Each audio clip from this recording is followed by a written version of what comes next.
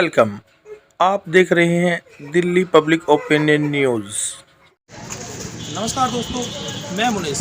आप देख रहे हैं दिल्ली पब्लिक ओपिनियन न्यूज़। आज हम आपको लेकर आए रिठाला विधानसभा के वार्ड नंबर 28 एन के बूथ बिहार में, जहां एक संस्था सेवा ही जीवन है जिसको चला रहे हैं सुशील गुप्ता जी। सुशील गुप्ता जी उनके ऑफिस के सामने आज हम आए हैं। कार्ड का कैंप सुशील गुप्ता जी द्वारा लगवाया जा रहा है।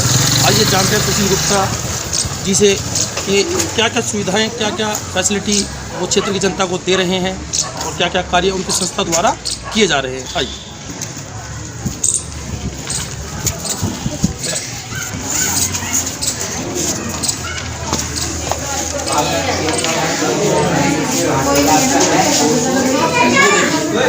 सबसे पहले मैं सुशील गुप्ता जी को उनकी मैनेजमेंट के लिए धन्यवाद दूंगा कि इतना अच्छा कार्यक्रम उन्होंने अपने किया हुआ है।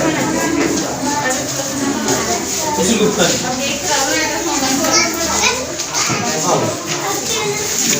नमस्कार सुशील जी, कैसे हैं आप?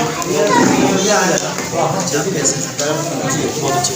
सबसे पहले तो मैं आपके इस जो कार्यक्रम आपने संस्था के द्वारा क्षेत्र में किया उसके लिए धन्यवाद देना चाहता हूँ। क्षेत्र की छोटी छोटी समस्याओं को आप सामने ला रहे हैं, उनका निवारण कर रहे हैं। सबसे पहले इसका धन्यवाद।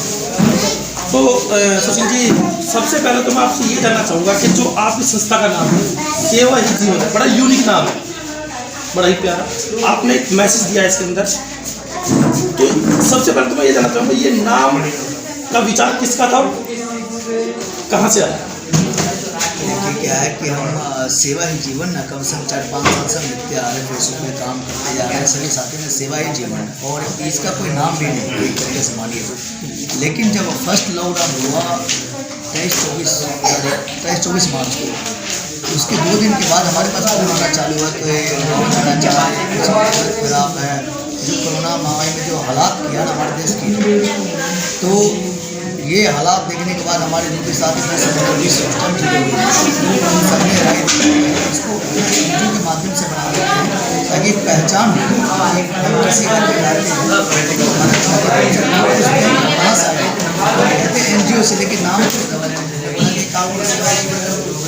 भाई सेवा ही जीवन कोई जाति कोई धर्म किसी भेदभाव नहीं और इसमें सभी जाति धर्म का काम है, वो भी बड़ा ही सुंदर नाम है आपका। तो क्षेत्र के अंदर सेवा ही जीवन जो संस्था है आपकी बहुत कार्य कर रही है। पिछले लॉकडाउन में भी क्षेत्र की जनता के बीच में रही, उनकी समस्याओं का समाधान किया। तो अभी जो है सुशील जी, अभी ये संस्था क्या क्या कार्य कर रही है, अभी क्या क्या सुविधाएं जनता को मुहैया करा रही है? सबसे पहले तो हमारा जब लॉकडाउन स्टार्टिंग किए थे तो हमारे घर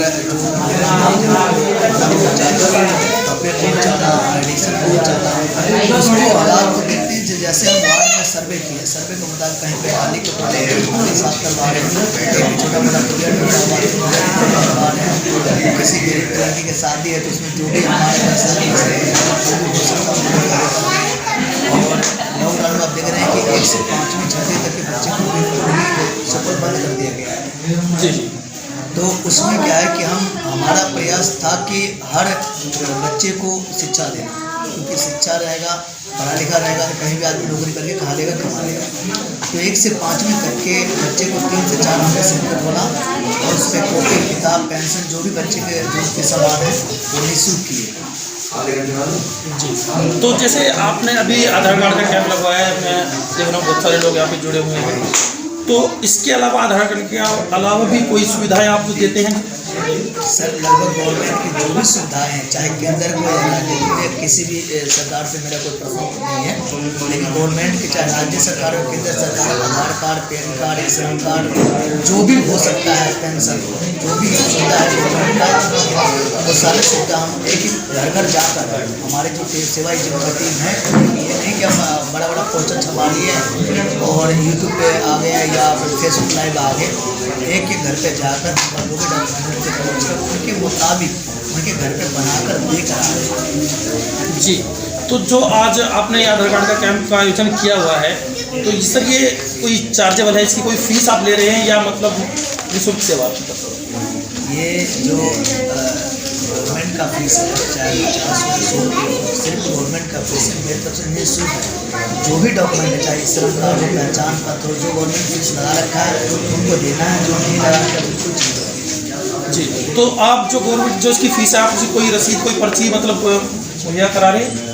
बिल्कुल, जो गवर्नमेंट का ऑनलाइन फीस आता है तो स्लिप उनके साथ में देते हैं कि आपकी फीस है और इतना आप कहीं जाके चेक करवा सकते हैं। बाकी गवर्नमेंट फीस को छोड़ दे तो संस्था की तरफ से कार्य निःशुल्क है। जी। तो सुशील जी, मैं जानना चाहूँगा, अगर आप इतना कार्य कर रहे हैं, क्षेत्र की जनता को सब सुविधा मुहैया करा रहे हैं, तो और भविष्य में आपकी संस्था सेवाई जीवन द्वारा क्या क्या कार्य करने का आपका इरादा है और क्या क्या सुविधा देना चाहते हैं? सर, सबसे पहले तो जो हमारी सेवाई जीवन है सभी टीम का जो इच्छा है कि हमारे कॉलोनी वार्ड 28 में 14 कॉलोनी है, हर कॉलोनी में कोचिंग सेंटर हो, बच्चे की फ्री पढ़ने की सुविधा हो, नाली जो हो सकता है, जितने वार्ड निगम पार्षद के काम आता है वो सारे कार्य को हम निःशुल्क करें। और आधार कार्ड इसमें पड़े तो मैं बहुत छोटा चीज़ मानता हूँ, क्योंकि ये 20 बच्चे छोड़ देंगे अपना NGO का ना, तो भी हम पूरा वार्ड में डॉक्यूमेंट्स तैयार कर देंगे, सारे काम हमारे सेवा जी। तो अगर इतने सब आप कार्य कर रहे हैं और अभी आपने बताया कि ये जो कार्य है ये निगम पार्षद के हैं और निगम पार्षद शायद नहीं करा पा रहे हैं, तो क्या इन कार्यों द्वारा आपका राजनीति में कदम रखने की भी इच्छा है? और सेवाई जीवन का कोई भी सदस्य है, कोई भी कार्यकर्ता या आप चुनाव लड़ने की तैयारी या कुछ मूड बना रखा आपने? देखिए, चुनाव पहले हमें आपने पूछ लिया तो मैं बता ही देता हूँ कि लड़ने का कोई विचार नहीं था। क्या था सर कि जैसे किसी व्यक्ति को मदद करना है उनके इलाज में, जब हम वहाँ पे गए तो उनको या तो कोई कहता निगम पार्षद से बात करो या तो कोई कहता विधायक से कराओ। हम कहते भाई मैं NGO चला तो मेरे को मदद करना है और निःशुल्क करना है, मैं पैसा थोड़ी मांग रहा हूँ। तो वहाँ से समझ सकते हैं कि क्या हमारे देश के हालात हैं, और दिल्ली के तो आप जानते ही है। नाली सफाई करने गए तो कर्मचारी जो साहब उनके होते हैं MCD का वो आगे रोक देते हैं, पुलिया बनवाने जाए तो जो PW सब का विधायक का होते हैं चिल्ला चपाटी वो आगे रोक देते हैं। तो सभी साथी ने डिसाइड किया कि भाई कुछ पावर की जरूरत है, और जब पावर होगा तो निगम के चुनाव लड़ा जाएगा। जब निगम चुनाव लड़ के आएंगे तो क्या हम दे सकते हैं? ये तो नाली सफाई पुलिया रिपेयरिंग तो बहुत छोटा चीज़ मैं मानता हूँ, ना निगम पार्षद हूँ तो भी मैं करवा रहा हूँ। और अपने वार्ड में तो मैं कई बार लाइव वीडियो भी आ चुका हूँ, मेरा पोस्टर भी लगता है। उनका मेरा यही कहना है कि जब भी आपको नाली सफाई या प्रॉब्लम आए या पुलिया बनवाने के आए, आप जब मर्जी आ सकते हो, इसलिए निगम पार्षद की जितना है। जी, देखिए ये हैं सुशील गुप्ता जी जो क्षेत्र के विकास के लिए कार्य कर रहे हैं, अपने धर्म के लिए। अगर मैं निगम पार्षद आप और पूरे जनता के आशीर्वाद से बन के आता हूँ और हमारे सभी साथी का आशीर्वाद से बन के आता हूँ, तो जो हम अपने वार्ड वाले को देंगे, लेकिन निगम पार्षद को भी सोचा है ना हमारे क्षेत्र के विधायक का भी सोचा है। जी, तो अगर मैं राजनीति या संस्था को हटा के सुशील जी मैं आपसे सवाल पूछूँ, एक प्रश्न पूछूँ कि राजनीति एक तरफ रख दीजिए, संस्था भी एक तरफ दीजिए, आप एक क्षेत्र के सामान्य नागरिक हैं, आप यहाँ पे बात करते हैं, तो यहाँ के निगम पार्षद और विधायक द्वारा किए हुए कार्य को पिछले काफ़ी समय से आप कितने संतुष्ट हैं? मैं एक सामान्य नागरिक के नाते आपसे पूछ रहा हूँ, इसी राजनीतिक दल का नाम लेते हुए या आपकी संस्था द्वारा? देखिए, मैं नहीं चाह रहा था कि जो उनको लगेगा मुझे टारगेट किया जा रहा है निगम पार्षद विधायक को। देखिए, टारगेट नहीं किया जा रहा है, क्योंकि मैं एक सामान्य नागरिक, क्योंकि नाली, गंदगी, सफाई और रोड, बच्चों की शिक्षा, ये तो हर सामान्य नागरिक को चाहिए। इसमें किसी आप पार्टी को या विधायक निगम पार्षद को टारगेट नहीं कर रहे हो, मैं सामान्य जनरल नागरिक होने के नाते आपसे ये प्रश्न पूछा है। देखिए, निगम पार्षद के काम अगर गिनती करवाते हैं तो 155-56 हमारे वार्ड में गली है, 158 कर्मचारी है, हर गली के अंदर एक कर्मचारी होना चाहिए। तो इससे आप अंदाज़ा लगा सकते हैं कि उसमें सफाई की जरूरत नहीं पड़ेगी। रहेगी विधायक की बात, तो विधायक का काम है रोड बनवाना, नाली बनवाना और पानी पहुंचाना। जो हमारे वार्ड में अभी 30% ही पानी आ रहे, 70% पानी नहीं आ रहे। सीवर का काम है 104 करोड़ की लागत से जो 12 इंच का पाइप डाल रहे हैं। आप ITR लगा लीजिए, आपको सब कुछ पानी का लगेगा। लेकिन अभी फिलहाल चुनाव है निगम का, तो हम निगम का बात करें ज़्यादा बेहतर है। निगम पार्षद के अंदर 158 कर्मचारी आता है, 150 एरिया और 155-56 हमारे गली है। हर गली में एक कर्मचारी होना चाहिए। जो 2 साल हो चुका किसी गली में विजिट नहीं हुआ। नाली का पानी घर के अंदर जाना और उस पानी में मच्छर जो होता है डेंगू से किसी की मौत होना, इसकी जवाबदेही किसका बनता है? निगम पार्षद का बनता है। लेकिन हमारे क्षेत्र की एक सबसे मज़ेदार बात क्या है कि जो भी निगम पार्षद जीत के आते हैं वो रोहिणी में शिफ्ट हो जाती है। जी देखिए, आपने इस क्षेत्र के अंदर पिछले काफ़ी समय से कांग्रेस के शंभू शर्मा जी भी थे, फिर बीजेपी के अनिल शर्मा जी आए, अब आम आदमी पार्टी के अजीत झा जी आए। तो अगर मैं तुलना करूँ, इनमें से सबसे उत्तम और अच्छा कार्य किस पार्टी का और किस नेता का? देखिए, जो पहले भाई साहब आए उससे हमारा आबादी नहीं था, वो कम नाली का पानी घर में जा रहा है। तो दूसरा भाई साहब आए, थोड़ा सा आबादी बढ़ा, फिर थोड़ा सा नाली। तीसरा जो भाई साहब आया ना, इनने वादा किया था कि भाई साहब घर घर पानी पहुँचाएंगे।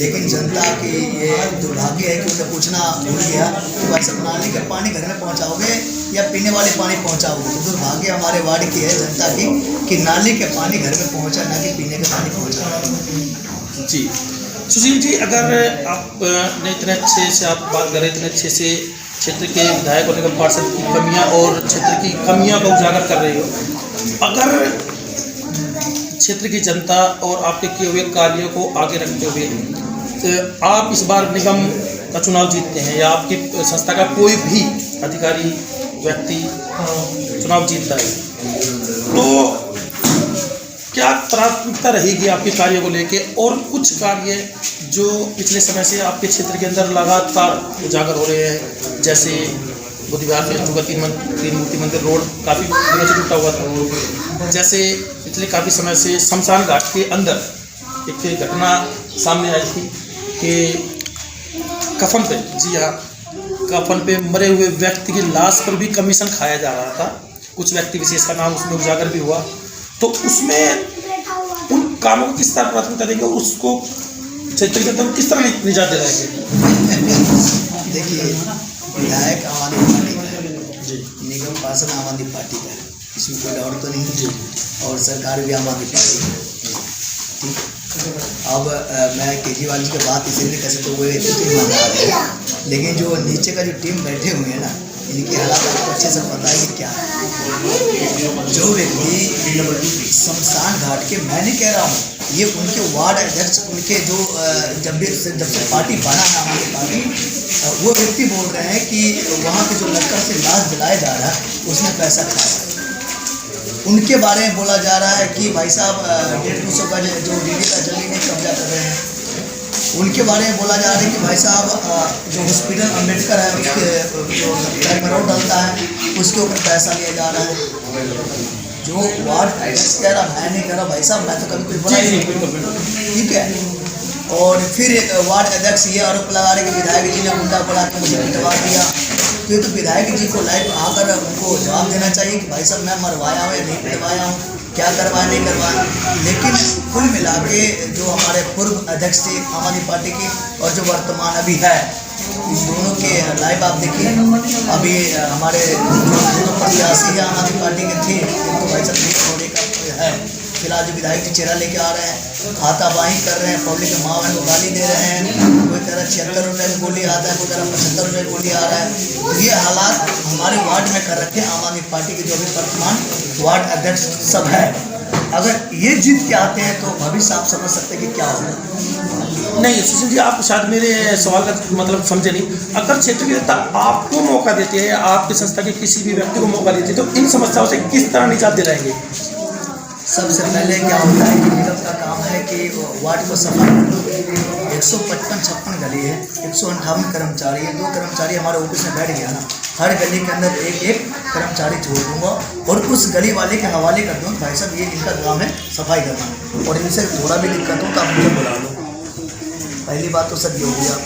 दूसरी बात, अगर हम जीत के आते हैं तो नाली पुलिया सफाई मेरे लिए 0 है। अगर आपको रोड पे थोड़ा भी गंदगी दिखाई दिया, उसी टाइम इस्तीफा दे दो। अगर इस बार ने चाहा जनता ने मुझे जीत के भेजा है। अब मैं अपने वार्ड को नया क्या चीज़ दूँगा। हमारे वार्ड है टोटल वार्ड 28 के अंदर है कॉलोनी 14, 3 ढाला को काउंट करके 11 काउंट करके हर कॉलोनी में 1 से 5वीं या 6वीं तक के बच्चे को निःशुल्क कोचिंग सेंटर खोला जाएगा। चाहे वो अमीर घर से हो या गरीब घर से हो, पढ़ाई का सबका है। तो 1 से 5वीं 6वीं हो जाए, निःशुल्क कॉपी किताब पेंसिल सब कुछ निःशुल्क रहेगा।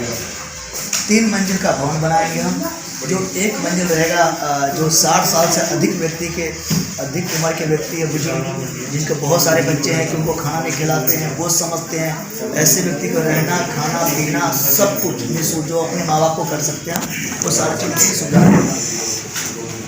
कुछ हो गए कि जो बच्चे अपाहिज होते हैं, जिसको माँ बाप बोझ समझते हैं, उस बच्चे को रखने का अपने वार्ड के उनको रखने खाने पीने पूरा इंतजाम करेंगे।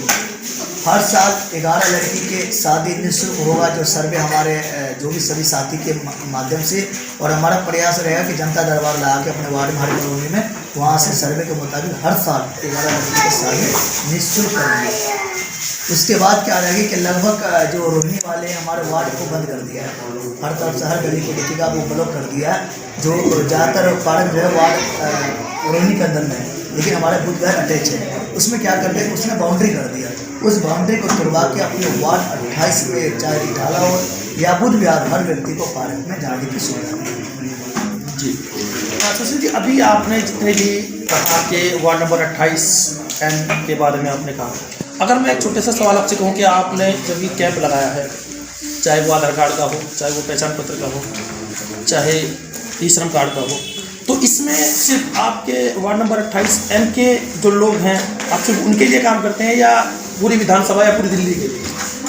सर अगर पूरा दिल्ली के आदमी भी आ जाए तो उनके लिए माना नहीं, ज़्यादा फोकस है अपने वार्ड में। तो हर वार्ड में कोई ना कोई लगाता है, लेकिन मेरे वार्ड के दुर्भाग्य है कि कोई लगाता ही नहीं है। अगर कोई लगा भी लिया तो पीछे गेट होता है छोटा सा, वहाँ से पैसे लेकर एंट्री करते हैं। हमारे पास रजिस्टर गेट पे हमें चाहे हमारे घर के बच्चे हो, आप वीडियो दिखा दीजिएगा, अंदर हमारे 5-5 बच्चा सुबह से बैठा हुआ, वो बाद में बनवाएंगे। पहले हमारे लिए जनता है, जो व्यक्ति हम पर भरोसा करके 2 घंटे 4 घंटे निकाल के आए, जिनके लिए हम यहाँ पर बैठे हुए हैं। तो देखिए ये थे सुशील गुप्ता जी, सेवा ही जीवन संस्था जिनके अंदर कार्य कर रही है। बड़ी ही हिम्मत और विवेक के साथ इन्होंने जवाब दिए। अब मैं जो लोग यहाँ पे आधार कार्ड बनवाने आए हैं, मैं उनसे कुछ सवाल पूछना चाहूँगा, कोई दिक्कत तो नहीं? जी, मैं अपने कैमरामैन से कहूँगा बोलना चाहता है।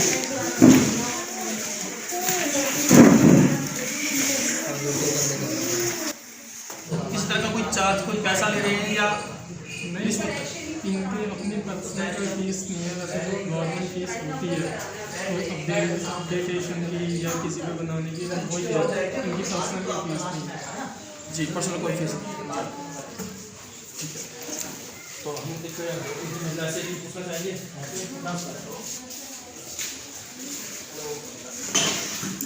आपको सुनना, तो आप यहाँ पे किस कार्य के लिए आए? आपका आधार कार्ड अपडेट हो गया? अभी वेटिंग में। ठीक, तो मैं आपसे पूछना चाहूँगा कि जो यहाँ पे कैंप लगा हुआ है, ये आपके लिए पूरी तरह निःशुल्क है या किसी तरह का कोई चार्जेबल, मतलब आपसे चार्ज लिया जा रहा है? ऐसा कुछ नहीं, पूरी तरह निःशुल्क है। जी, तो देखिए ये थे सुशील गुप्ता जी, सेवा ही जीवन संगठन के द्वारा बुध विहार फेज 2 में निःशुल्क आधार कार्ड का कैंप लगाया जा रहा है। मैं क्षेत्र की जनता से कहूँगा कि अधिक से अधिक इस कैंप